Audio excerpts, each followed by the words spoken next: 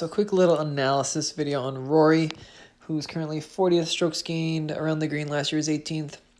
It's always been actually a little bit better than average short gamer. He says he doesn't really practice a lot in his interview at the Players this year. A couple things he does really well. He's always kind of been more of a holder.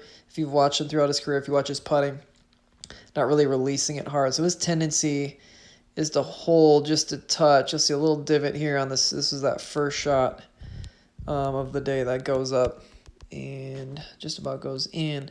So he'll kind of hold it. He'll take some divots at times. Again, taking a divot, it's not great if you want to try to hit, a real high shot or anything like that. Most of the time he's kind of hitting a low driver in that top video.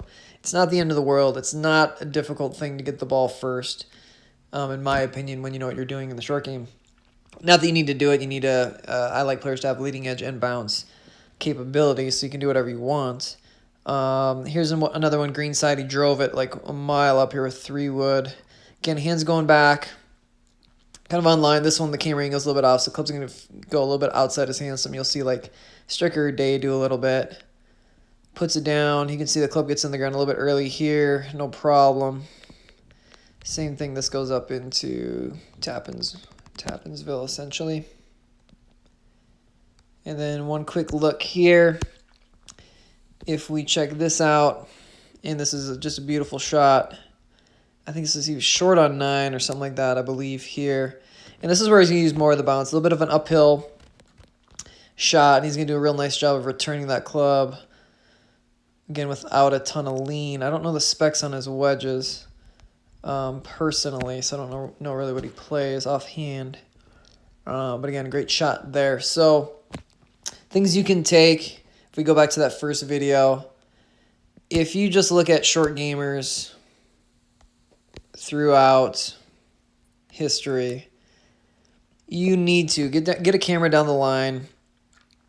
I see people really struggle when that club gets way inside. Hands get real wonky. So if you can just get that club relatively up and on line,